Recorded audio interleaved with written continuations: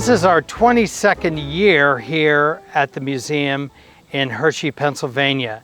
People don't realize, first of all, how large the facility is. We're over 70,000 square feet on about 14 acres. And in addition to that, we have over 300 vehicles in our collection, including cars, trucks, buses, motorcycles, bicycles, and again, anything pretty much with wheels. This is one of the cooler cars in our collection, certainly one of my favorites. It's a 1935 Terraplane rumble seat coupe. First and foremost to talk about this car is the fantastic styling of this car. It was very, people look at it and say it's Art Deco. It is not Art Deco. It is streamline or Art Moderne, M-O-D-E-R-N-E, which exaggerates the contours of the car, especially around the fender area, the wheel area, and you even notice the spats or the fender skirts on the back have the logo of the car. Terraplane is actually a part of Hudson. It was Hudson Essex-Terraplane. Hudson was founded in 1909 by Roy Chapin and several other automobile executives who had been part of Oldsmobile.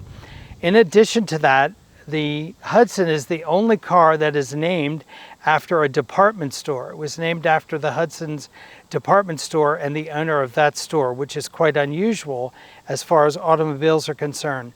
The Hudson became very popular and had an excellent reputation as automobiles go. Again, lots of former automobile executives involved with the company, and sales gathered steam very quickly.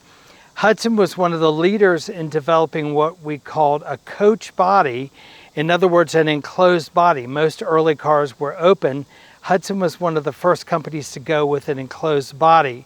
And of course, the Hudson Essex and especially I should say in the Essex line of the Hudson Essex and Terraplane.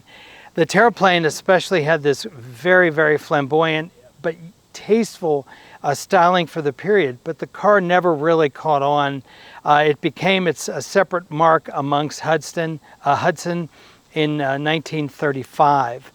And we're very lucky to have this car. A couple things about it that are interesting. It does have a rumble seat to the rear of the car, which I'll show you in the moment, and we'll also demonstrate to you the wind wings on the front of the car, the front vent windows. Not only can the window go out like you see here, and especially that was used for ventilation or for people that smoked at the time, but it was also able to be wound and drop down into the door, which is quite unusual. This is one of the more unique vehicles that we have in our collection. We're grateful to have it. Once again, we're here at the AACA Museum at 161 Museum Drive in Hershey, Pennsylvania. Or visit us online at www.aacamuseum.org.